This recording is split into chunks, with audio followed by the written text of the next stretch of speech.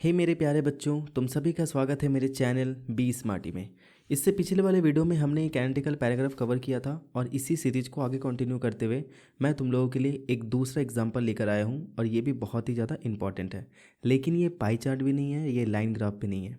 आखिर है क्या, गौर से समझना इसको। देखो तो क्वेश्चन क्या बोला है कि Tsering of class 10th is contesting for the post of the junior school captain in the upcoming student council election. यानी एक स्टूडेंट काउंसिल इलेक्शन होने वाला है और उसके लिए ये सेरिंग जो है, ये लड़की वो वहाँ पे पार्टिसिपेट कर रही है। ठीक है, कंटेस्टेंट बन रही है। Given below is her character traits graphic, यानी तो तुम्हें नीचे यहाँ पे ग्राफिक दिया जाएगा, उसमें उसके कैरेक्टर को बताया जाएगा। Shared in the public domain by the school counsellor for the awareness of student voters at school. यानी अगर स्टूडेंट काउंसिल के लिए कोई खड़ा होता है तो डेफिनेटली उसके वोटर्स स्टूडेंट ही होंगे ना। तो ये जो नीचे तुम्हें ग्राफ दिख रहा है, ठीक है, ये उसका एक कैरेक्टर ट्रेट है।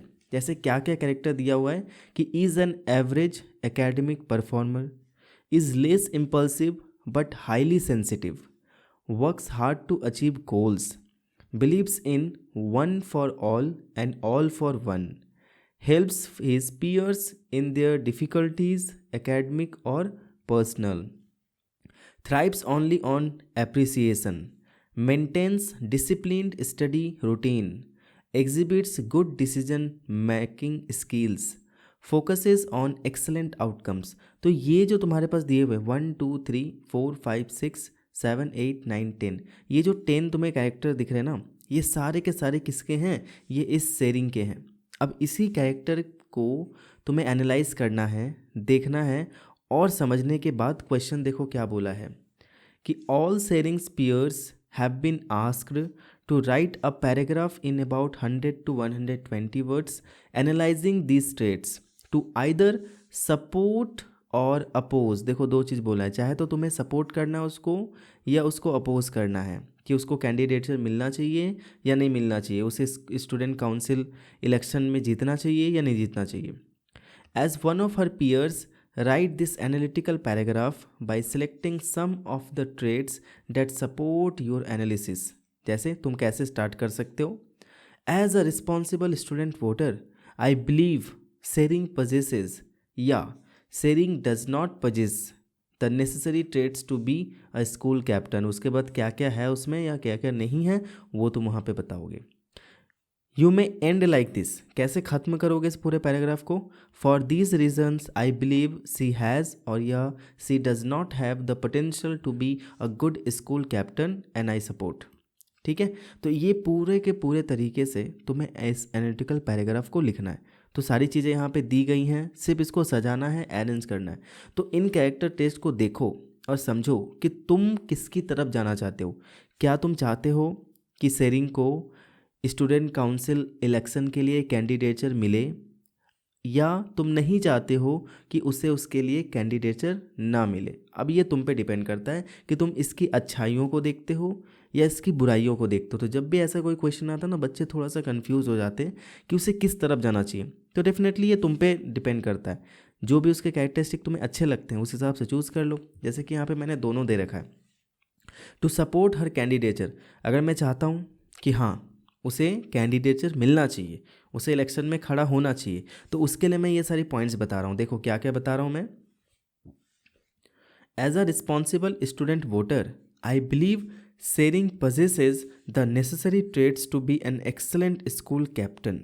कैसे भाई, her disciplined study routine and hard work ethic indicate her ability to prioritise and manage her time effectively. यानी ऐसा मैं क्यों कह रहा हूँ, क्योंकि उसकी जो ये स्टडी रूटीन है ना, वो बड़ी डिसिप्लिन्ड है और वो बड़ी हार्ड वर्किंग है। एथिक का मतलब क्या होता है, बहुत ही अच्छा वर्ड है ये। एथिक का मतलब होता है सेट ऑफ मॉरल प्रिंसिपल। ठीक है, और वो एक तरह से क्या करती है, इन एबिलिटीज़ के वजह से ही उसके अंदर जो टाइम मैनेजिंग स्किल है ना, वो बहुत अच्छी है। Sharing is less impulsive but sensitive and focuses on the excellent outcome of task assign to her, demonstrating good decision making skills. ठीक है, वो थोड़ी सी इम्पल्सिव कम है। इम्पल्सिव का मतलब क्या होता है, बिना सोचे समझे कोई काम कर देना। ठीक है, तो वो ऐसी नहीं है, वो सोचती है, समझती है, उसके बाद किसी काम को करती है। इसीलिए हम कह सकते हैं कि ये क्या दिखाता है हमें, ये क्या डेमोन्स्ट्रेट करता है कि उसके अंदर डिसीजन मेकिंग स्किल्स काफ़ी अच्छी हैं। एडिशनली और तो और देखो यही सारे हैं फंक्शनल लैंग्वेज। मैं फिर से बोलता हूँ, functional languages are very important. Her willingness to help peers in academic and personal difficulties highlights her empathetic and caring nature. तो ये देखो, ये यहाँ से लिया गया, ये वाला पॉइंट हमने यहाँ पे कवर किया, ठीक है। उसके पहले हमने ये वाला कवर किया था, ठीक है। उससे पहले हमने ये वाला कवर किया था। तो देखो ये सारी चीज़ें यहाँ पे दी हुई हैं लाइन बाय लाइन, समझ गए। फर्दर मोर, फिर से एक हमने यहाँ पे फंक्शनल लैंग्वेज का यूज़ किया। Sharing believes in the one for all and all for one policy which is pivotal in fostering a sense of community and promoting inclusivity in the school। अब देखो यहाँ पे इंक्लूसिविटी का मतलब क्या हो गया, इसमें होता है ना सबको शामिल कर लेना। फॉर एग्जांपल मान लो जो बोल सकता है उसको भी उसी जगह पे रखना है, जो नहीं बोल सकता उसे भी उसी जगह पे रखना है, जो नहीं देख सकता उसको भी उसी जगह पे रखना है, तेज हो या तेज ना हो, यानी सारे बच्चों को एक साथ लेके चलने को ही हम लोग बोलते हैं इंक्लूसिव एजुकेशन। तो वही यहाँ पे बोला गया। तो डेफिनेटली तुम अपने से लिखने जाओगे तो इतने अच्छे अच्छे वर्ड्स नहीं आएंगे, कोई बात नहीं, तुम अपने लेवल पे लिखो ना। इस लेवल पे तुम्हें लिखने की ज़रूरत है, तुम अपने लेवल पे लिखो, डेफिनेटली मार्क्स मिलेंगे, ठीक है। अब यहाँ पे एक वर्ड आ रहा है बहुत अच्छा, डेट इज़ पाइवेटल। पाइवेटल का मतलब होता है बेटा फंडामेंटल या फिर something that has great importance, उसको हम कहते हैं पाइवेटल। जैसे it is a pivotal role for all of us. Okay, next. While she may be an average academic performer, her positive attitude and desire for appreciation will motivate her in her pursuit of excellence। यानी उसके अंदर क्या है, वो भले ही एक average academic performer है, लेकिन उसकी पॉजिटिव एटीट्यूड जो है ना और एप्रिसिएशन की जो डिज़ायर होती है किसी के अंदर, वो उसके अंदर है। और वो क्या करेगी, हमेशा उसके एक्सेलेंस को हासिल करने में, परस्यूट का मतलब एक तरह से पीछे भागना होता है, चेज़ करना होता है, लेकिन यहाँ पे हम हासिल करने के लिए भी यूज़ कर सकते हैं कि एक्सेलेंट हासिल करने में उसकी जो पॉजिटिव एटीट्यूड है और डिज़ायर फॉर एप्रिसिएशन जो है ना, वो बहुत इंपॉर्टेंट है। फॉर दीज रीजन्स, अब मैंने यहाँ पे सारा रीज़न कवर कर लिया, ठीक है। For these reasons I believe she has the potential to be a good school captain and I support her candidature.